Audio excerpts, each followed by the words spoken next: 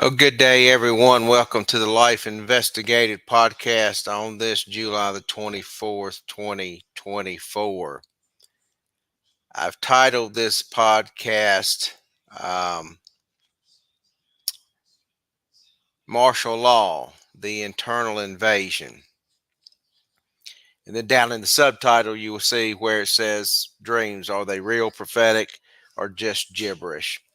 So I want to speak to you this morning of a dream that I had just really a couple of hours ago, maybe 5:30 this morning ish, as I was awakening.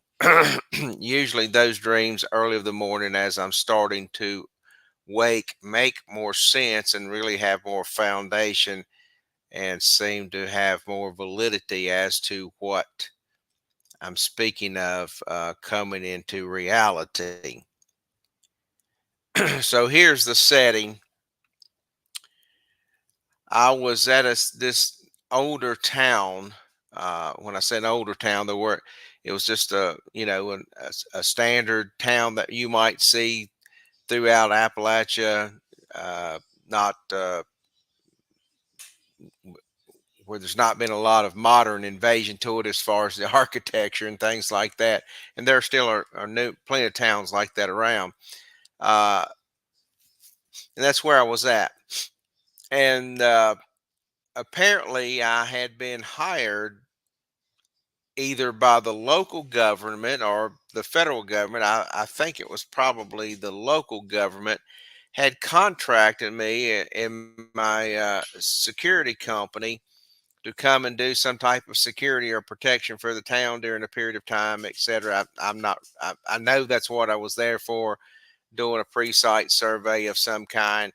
Uh, I'm not really sure about the rest of it, exactly what I was supposed to be doing or why. But anyway, my wife had apparently come with me, and we were kind of like at this maybe an Airbnb as a house. So it seemed like it might have even been a farmhouse, and it was on the edge of town. It was, kind of almost like out, kind of in a hayfield, but not at the same time. But it was really close proximity in the town also. And apparently we were there looking for living quarters. I don't know if it was the both of us looking for living quarters or if it was me looking for living quarters and she was with me. But anyway, long story. We had there was an interstate close by, and then there was a mall close by. So we'd got down on the interstate, and we'd driven separately for some reason to the mall, and we were there, and my wife got engaged in this conversation with some lady at a one of the little restaurants, or whatever those inline stores are, not inline stores, a little booths in a mall, some kind of food shop or something. And she was talking. I said, "Well, look, I'm on deadline. I've got to get back to do something to the little mini headquarters that I was at there, the Airbnb or whatever." I said, "You can find your way back, right?" And da da da da. So I left and came back to that Airbnb. I'm calling it Airbnb. I don't really know, but anyway, uh,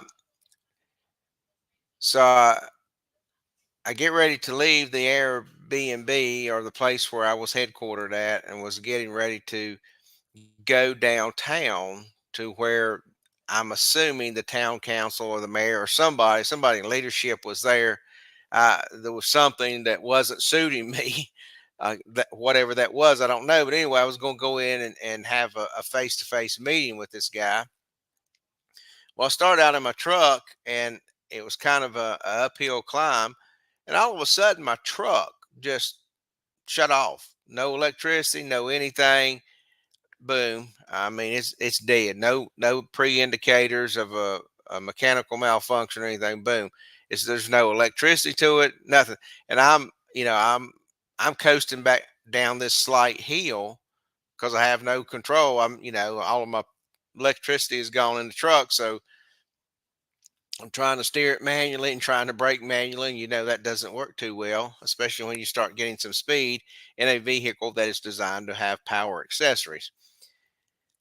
So as I was coming back down a hill, kind of somewhat out of control, I could see behind me there was a parking lot that looked like it was maybe going into a public park, but there were cars, and I seen some cars in there, so I didn't want to slam into that.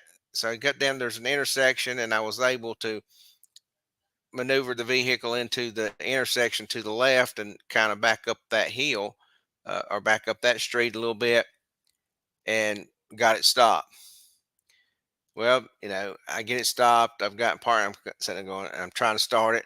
Well, I noticed to my right, there's the power companies there. There's a bucket truck there at two or three. There's two or three power poles there, as a matter of fact. And I thought, well, what?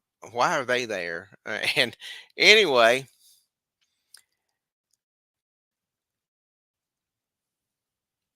so there was somewhat of a knoll there to where the park was, and I couldn't see who was in the park or what was going on, but I could hear what was going on, and it was apparently a revival meeting going on. Uh, a lot of praise and worship music coming on, and although I didn't see anybody, I made the conclusion that this was a African American or a black church that was down there worshiping because of their style of worship and the beat of the music, and I'm not being racist in any manner. We no white guy's going to get up there and sing and have that beat like a black guy will that's worshiping God. Just that's just the cold hard facts of it. And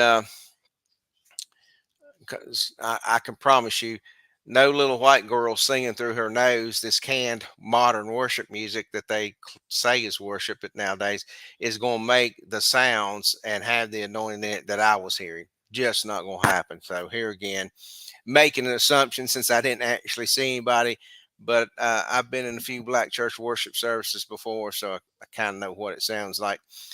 Um, and I could hear the preacher. Well, when the what had happened, what this power company was doing was turning the power off. And the amazing thing, when the power went off, I could hear, all of their electrified sounds just went muffled. And then the other amazing thing, when the power company cut the power at the pole, my truck started back up. But anyway, I could hear who I'm assuming was the pastor or the evangelist that was leading the meeting. His voice came out over the hillside as if it was electrified still. And I heard him say, I don't care, excuse me, I don't care what you do, you're not going to stop me. And I thought, all right, brother, that's I appreciate the man's dedication here to what he's doing. Well, so by the time I processed all that, here comes three pieces of heavy equipment just barreling down the road. Now, this wasn't ordinary heavy equipment. This was some turbocharged heavy equipment because they were moving fast, and it was not like any heavy equipment I'd really seen. Number one, instead of being painted caution yellow or something like that, they were all solid black. They had a lot of chrome on them, and the operators had solid black suits on and solid black helmets on with face shields that were shaded out. So first one come down. I mean, and these things were not like normal heavy equipment, even though they were somewhat designed like heavy equipment. The first one was designed like a bulldozer, a turbocharged bulldozer, if that makes sense to anyone. And he comes straight down in front of me to where that public park was, and he put his blades down, and he just tore up pavement, gravel, grass, and all straight into that park, and completely obstructed the entrance to that park where those folks were down there worshiping. And just like that quick, it backs up the turbocharged dozer backs up and starts coming towards me, and I'm thinking, well, he getting ready to hit me. Well, he swerves to the left of me and goes around me, and then is going straight up this hill to some destination that seemed to be very important for them to get to. The second piece of equipment that come by was a dump truck, again black, turbocharged. It wasn't a huge dump truck, but it was a dump truck. He comes at this extreme speed, comes in sliding around me. I almost hit me. I'm kind of dumbfounded sitting here, but I can't really go anywhere either. Gets by me. The third piece of equipment was like um, a backhoe. One of these, the vehicle that it was attached to was like a all terrain, a supercharged all terrain vehicle, but yet it had a backhoe on it, backhoe type device on it, like one of these little single standalone backhoes, miniature backhoes you could rent to clean your ditch out or something. The backhoe part of it was just like that, but the vehicle was bigger and was like an all terrain vehicle and turbocharged. But instead of having a bucket on the end of it, had this like large pair of shears on it, like you metal cutting utility shears. And as it come around, it come around to where the uh, pole workers, the Apple, not I don't know what power company it was, but the fire company bucket truck was there, and the guys were still there standing at the pole up in their bucket truck, seeing the same things I'm seeing, going, "What in the world's going on?" And this guy slings his bucket around or his clippers around and just clips like a half a dozen power lines at one time. Boom! Fall out. They caught one of them fell and wrapped around one of the workers in the truck and almost took their heads off. And as he slung back around to come up the hill to follow the other two, he scraped his scissors right along the top of my truck. So I'm out here now. I'm out here cussing this guy and going, "What?" So I'm really mad. I was already upset about something before. Now I'm really mad. And I mean, they're gone. I mean, there's no way I can catch them. And I don't even know where they're going. It's just like an abyss of stuff to there somewhere they're going to. So I go back, get truck started back, and I go back into this little town. Now, this little town set across a river, and there was a bridge coming into the town. So as I'm traveling back up to go have it out with this town leader or town council or whoever it was and tell them I wasn't doing their protection detail for them and I wasn't bringing any people in there. My wife calls me and says, "Oh, by the way, my car stopped running and I'm on the side of the interstate."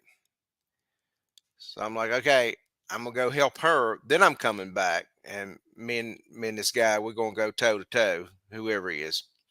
So I go ahead and I come around the corner to go across the bridge. Well, when I get to the bridge, there's this encasement been put around the bridge of like titanium metal and had a roof on it, and you could see it was mechanically interlocked. But it wasn't. I mean, it was uh, put up in a portable thing that was obviously able to deploy very quickly. And on the front of it was sliding doors on a pulley system with aircraft cable, big, heavy, industrial aircraft cables and pulleys, with and then chains through the cables and huge industrial style padlocks on it. So you wasn't going across the bridge. If you were in a town, unless you were going to swim, you were staying in the town. So about that time, the mayor or town council, whoever their headquarters must have been right there. They come out going, "What is going on?" And I'm like, "Yeah, I was getting ready to ask you the same thing, Bubba."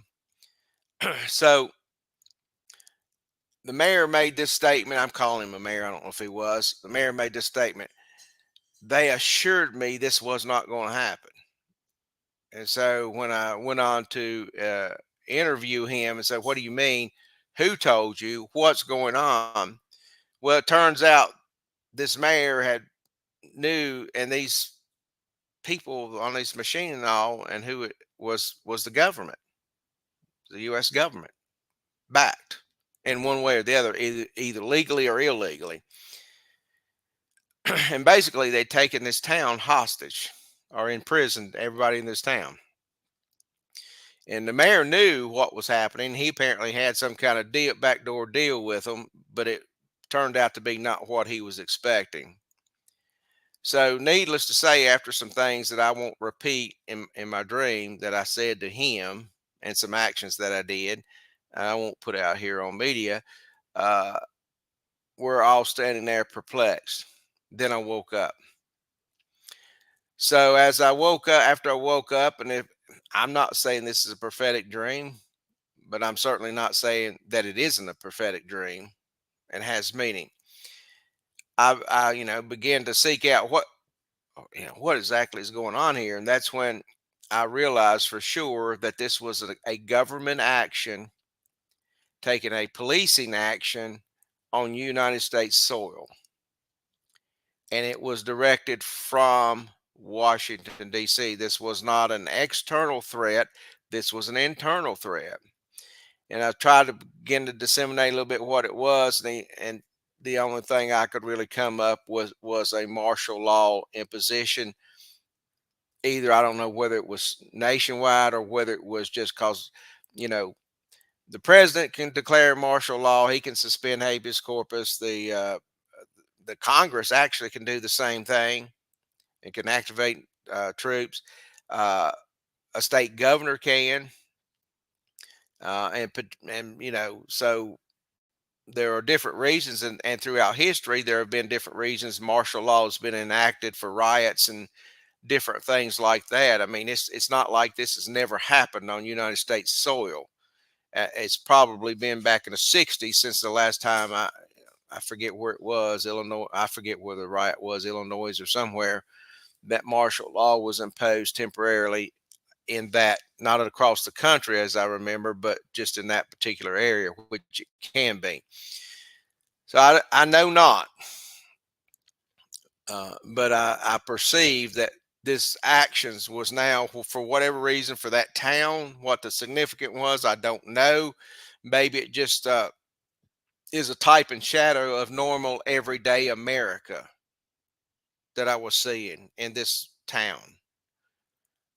It would certainly represent the normal America that I'm more familiar with. Now, if you've lived in a metropolitan area all of your life, that probably doesn't play true for you, but it does for me and many other millions of Americans. So,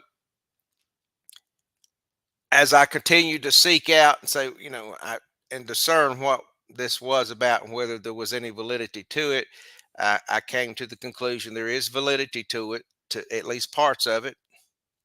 Um, and I believe this is going to be similar actions may be taken against Americans potentially even before the election or certainly immediately after the election. Now, a couple things on this. Number one, even if Trump gets elected, it doesn't mean he gets to take office. Now, the leftists accused everybody else of doing an insurrection on January 6th. That wasn't an insurrection. That wasn't even a good riot. It was pretty much nothing other than trespassing for some of the people, and most of them it wasn't even trespassing. Now, this crooked bunch here, this evil Satan-led bunch that's leading this country now, if you think they're going to care about your constitutional rights and give up power, you are sadly mistaken, especially if they don't win. Now, I don't think the Republicans have addressed the issues of voter fraud, so I think they'll still get it because of voter fraud.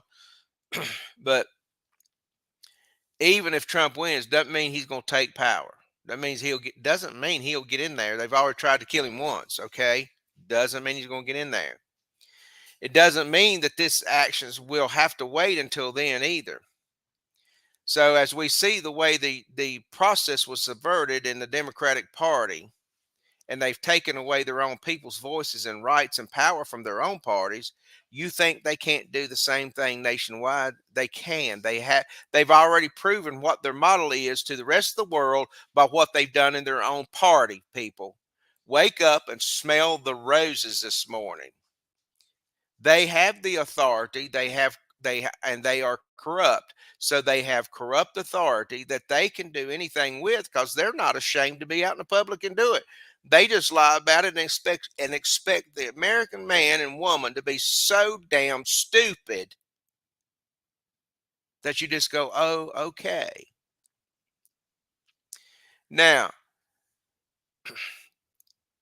Harris will probably most likely end up being president before she's ever elected. Well, essentially now with the powers behind her, they've already given her really executive authority already. She'll probably officially be president before January 20th or whatever when the inauguration will happen next time. Probably going to happen.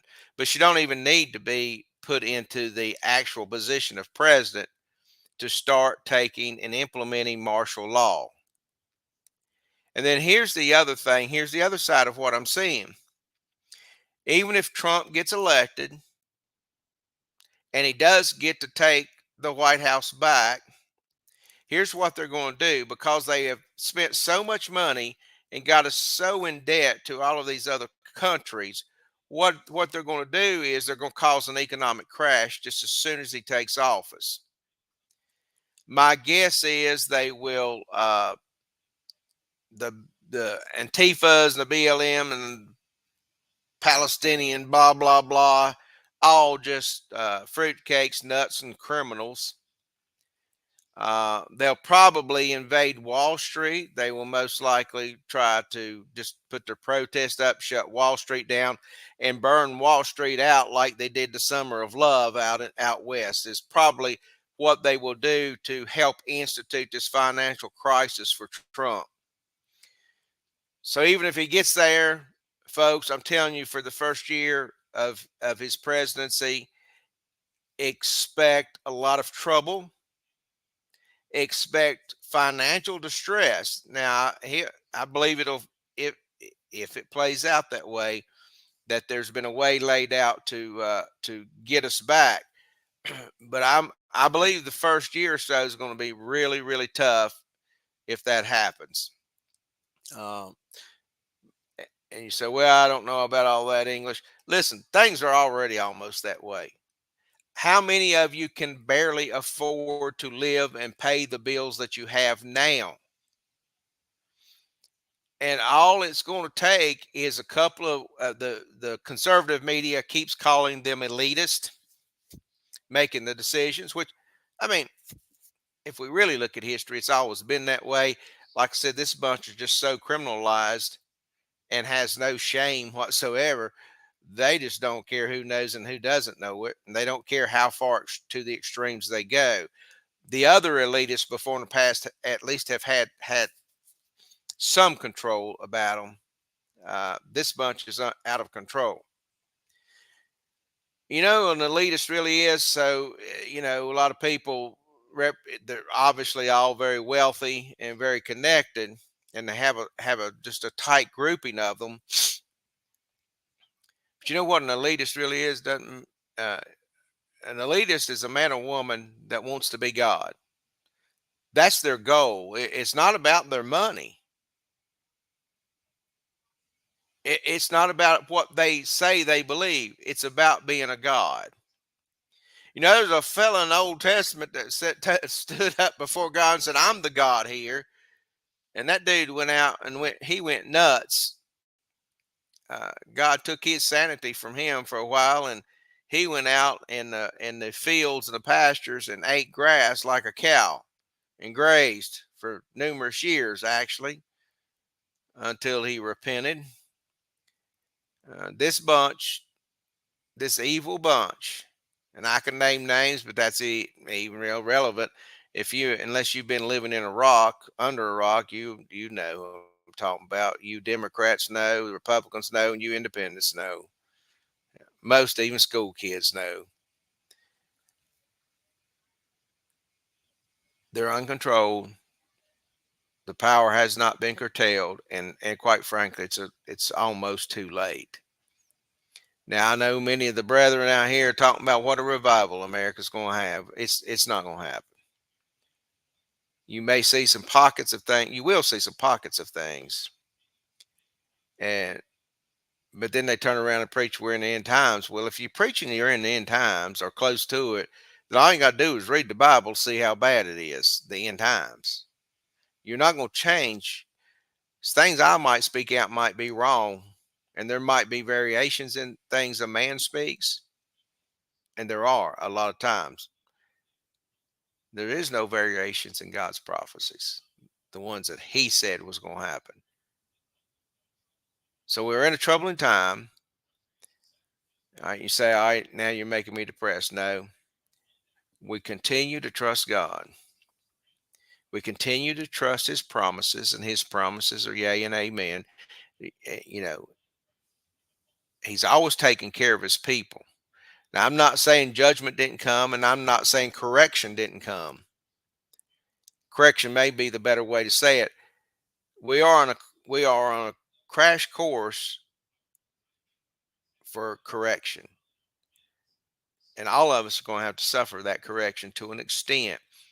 There are ways to prepare for it spiritually, getting closer to God, materially, financially, doing everything you can to store up, you know, money, uh, good investments that's not going to be taken plumb out from under you, having, getting your bills paid ahead.